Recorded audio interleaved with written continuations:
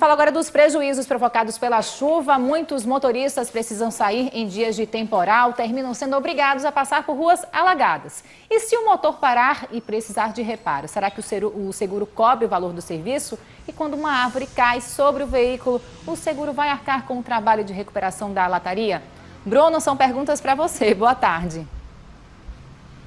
Boa tarde, Clarissa. E a gente vê muito isso, né? Nós, na semana passada, há 15 dias, naquela sexta-feira, a gente viu os carros quebrados, teve problemas também com as árvores caírem em cima dos carros. E o que é que acontece? As pessoas têm um seguro, né? Fizeram um seguro, e aí quando elas precisam usar para esses acidentes naturais, elas têm uma grata surpresa, uma infeliz surpresa de saberem que não estão protegidas, não têm cobertura.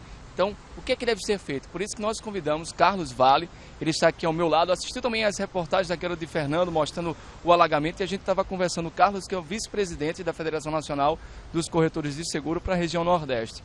Por que alguns motoristas, os clientes, né, eles quando procuram vocês, eles falham? Nessa época agora que a gente tem muitos problemas por causa do inverno, a gente tem problemas aqui na nossa cidade, acontecem isso, deles não estarem protegidos. Boa tarde.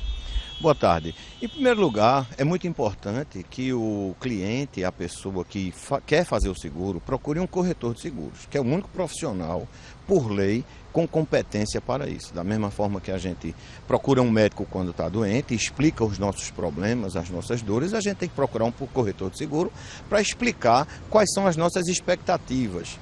Enfim, e conhecer o que de fato existe para que possa proteger a gente quando a gente tiver exposto a um problema como esse. Esses dois exemplos estão cobertos por seguro, que é o caso de veículos em água e queda de árvore.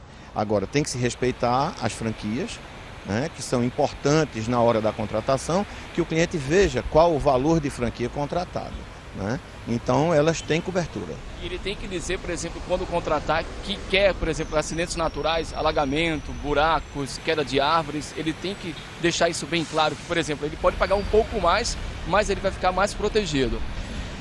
A exclusão desses problemas existe na cobertura só contra roubo. Quando a gente contrata a cobertura compreensiva, esse tipo de dano está coberto pelo seguro.